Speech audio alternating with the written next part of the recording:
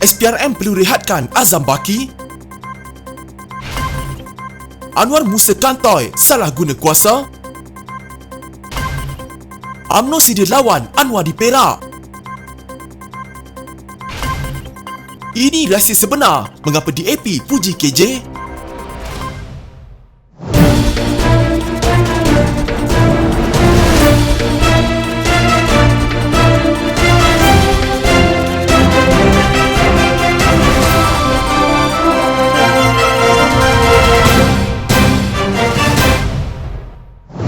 Setiausaha Agung DAP Lim Guan Eng menggesa Suruhanjaya Pencegahan Rasuah Malaysia SPRM dan polis memberi penjelasan mengenai kehilangan barang kes rasuah melibatkan wang tunai 6 juta American dollar bersamaan 25 juta ringgit. Katanya tindakan Menteri di Jabatan Perdana Menteri Wan Junaidi Tuanku Jaafar mempertahankan Ketua Pesuruhjaya SPRM Azam Baki dan agensi itu menyiasat sendiri kehilangan barang kes berkenaan bertentangan kedaulatan undang-undang, urus tadbir baik, ketelusan, integriti dan accountability awam.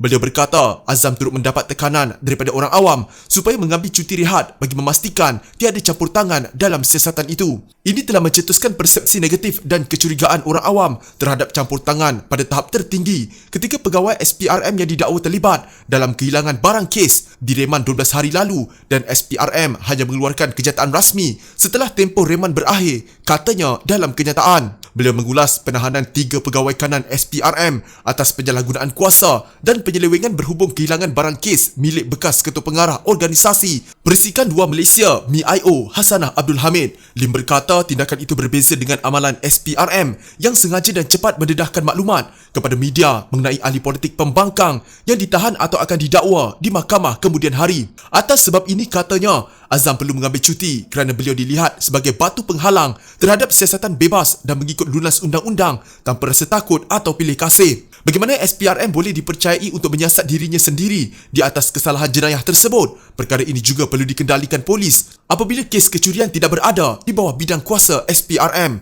Skandal 6 juta American dollar ini semakin mengukuh dan menambah kurangnya keyakinan orang awam terhadap integriti dan kredibiliti SPRM untuk menjalankan siasatan kes rasuah secara bebas tanpa campur tangan. Khamis lalu Wan Junaidi menangkis dakwaan kehilangan barang kes berjumlah 6 juta American dollar sepatutnya dilakukan polis bukannya SPRM.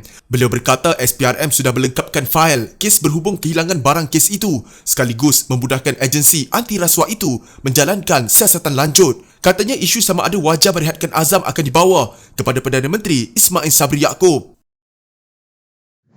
Seorang pemimpin amanah membuat laporan kepada Suruhanjaya Pencegahan Rasuah Malaysia SPRM berhubung dakwaan bahawa Anwar Musa menyokong permohonan sebuah syarikat pemaju bagi mendapatkan 2 bidang tanah kerajaan ketika menjadi Menteri Wilayah Persekutuan.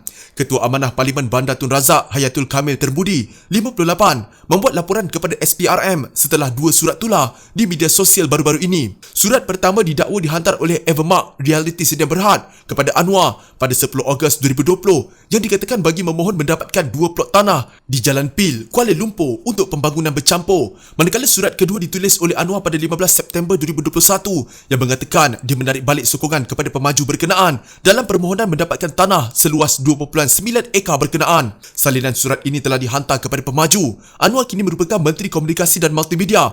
Malaysia kini telah menghubungi Anwar, SPRM dan pemaju berkenaan untuk mendapatkan komen. Dalam laporannya, Hayatul mendakwa Anwar selaku Menteri Wilayah Persekutuan pada masa itu telah menyalahgunakan kuasanya memandangkan salah seorang anak saudaranya adalah pengarah syarikat itu. Dia juga mempersoalkan kemampuan keuangan syarikat berkenaan dalam membangunkan tanah berkenaan. EMRSB didakwa hanya mempunyai modal berbayar RM100 sahaja tetapi disokong untuk membuat pembangunan di atas tanah 2.9 ekar, kira-kira 126,324 kaki persegi katanya. Katanya lagi, nilai tanah itu boleh mencecah RM100 juta sekiranya mengikut harga pasaran iaitu RM800 satu kaki persegi. YB Anwar Musa telah mengeluarkan surat bertarikh 15 September 2021 menarik balik sokongan serta memberitahu nama anak saudara beliau tidak ada dalam EMRSB pada masa permohonan disokong. Sejauh mana surat YB Anwar Musa tersebut mampu menyekat keputusan esko tanah memberi milikan kepada EMRSB perlu kepada penjelasan lanjut dari Kementerian Wilayah Persekutuan.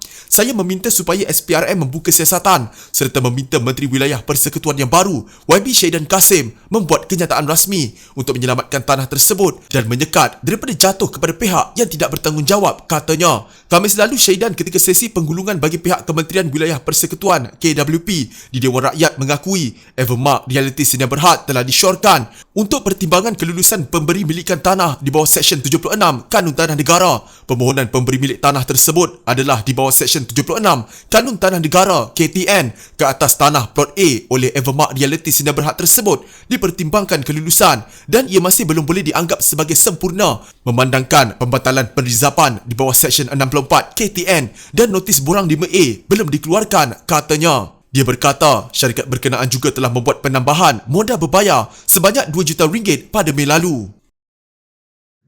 Ketua UMNO dan Barisan Nasional Perak, Saarani Mohamad berkata, parti itu tidak gentar dengan laporan Ketua Pembangkang Anwar Ibrahim ditawarkan bertanding di negeri berkenaan pada pilihan raya umum ke-15 bagi mengukuhkan kedudukan PKR di sana. Saarani yang juga Menteri Besar Perak secara sinis berkata, laporan itu akan membolehkan pihaknya membuat persediaan awal. Katanya Malaysia adalah negara demokrasi yang membenarkan sesiapa sahaja bertanding di mana-mana kawasan parlimen. Baguslah beritahu awal, jadi kami boleh buat persiapan awal. Barisan Nasional dan UMNO tak gentar dengan perkara ini. Politik ini adalah art, iaitu seni yang memungkinkan apa sahaja berlaku. Politik ini sangat dinamik. Tetapi, itulah dia beritahu awal.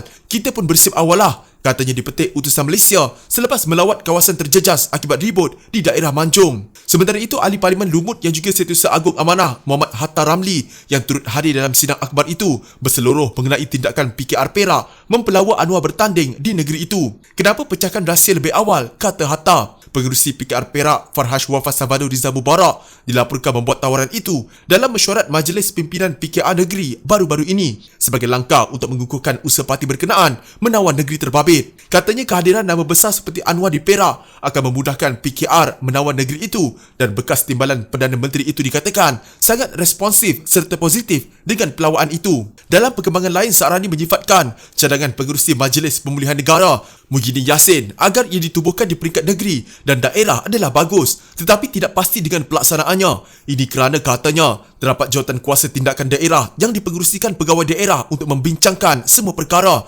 khususnya cadangan pembangunan dan permasalahan di peringkat daerah. Di Perak, malah kita membenarkan wakil rakyat pembangkang turut serta dalam jawatan kuasa itu. Jadi, jika dibuat jawatan kuasa lain pula, maka orang yang sama, ketua jabatan yang sama akan datang dalam mesyuarat. Jadi, mekanisme sudah ada. Kita ada jawatan kuasa tindakan negeri, manakala majlis daerah juga ada ahli majlis dalam mesyuaratnya membincangkan tajuk yang sama. Bagaimana mahu membangunkan negeri dan daerah? Itu yang dibincangkan. Cadangan MPN negeri dan daerah bagi saya tidak salah.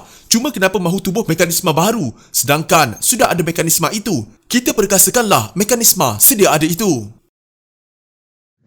Pemimpin veteran DAP Lim Kit Siang sekali lagi memuji Menteri Kesihatan Khairy Jamaluddin susulan penurunan kes positif harian wabak penyakit berbahaya di bawah 14,000. Bagaimanapun, kata Ahli Parlimen Iskandar Puteri itu, dia tidak pasti sama ada angka yang direkodkan itu menunjukkan penurunan penularan wabak itu atau sebaliknya. Tahniah sekali lagi kepada Khairy untuk 13,104 kes wabak penyakit berbahaya yang direkodkan. Harapnya angka kes jangkitan akan terus menurun ke bawah paras 10,000 bermula 1 Oktober dan menurun ke paras 4 angka menjelang pembentangan belanjawan 2022 pada 29 Oktober. Semasa saya mengucapkan tahniah kepada Khairy pada Jumaat minggu lalu selepas Malaysia buat pertama kali mencatat angka kes harian baru wabak penyakit berbahaya di bawah paras 14,000 dalam tempoh 2 bulan pada Khamis lalu, saya turut menegaskan bahawa Menteri Kesihatan itu perlu bekerja lebih keras untuk menurunkan angka kes jangkitan ke bawah paras 4,000. Namun masih terdapat ketidakpastian sama ada penularan wabak ini semakin reda kerana kita mencatatkan 13,754 kes jangkitan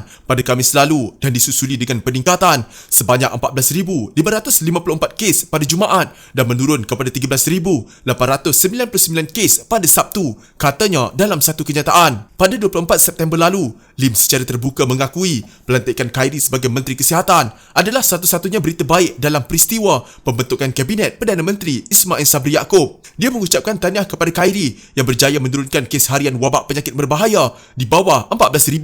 Biar saya berlaku jujur, satu-satunya berita baik dalam peristiwa pembentukan Kabinet Ismail Sabri adalah pelantikan Khairi Jamaluddin sebagai Menteri Kesihatan. Semua rakyat Malaysia mahu dan mengharapkan Khairi berjaya dalam mengebudi perang melawan wabak penyakit berbahaya yang mengancam negara, dan saya tidak segan untuk mengakui bahawa saya adalah seorang daripadanya. Saya akan terus melontarkan pandangan dan kritikan terhadap Khairi dalam usahanya untuk memerangi wabak penyakit berbahaya. Bukan kerana saya mahu beliau tersungkur gagal, tetapi sebaliknya untuk melihat beliau berjaya, kata Lim. Dalam pada itu, Lim berharap angka 13,104 kes jangkitan yang dicatatkan semalam menandakan penurunan berterusan lekuk jangkitan dalam gelombang penularan wabak penyakit berbahaya terpanjang di dunia. Pun begitu, 278 kes kematian akibat wabak penyakit berbahaya dengan 99 daripadanya adalah kematian di luar fasiliti BID, menjadikan kes terkumpul BID terkini sebanyak 5,022 yang meletakkan Malaysia sebagai negara keempat di dunia dengan kes kematian baru akibat jangkitan wabak penyakit berbahaya tertinggi.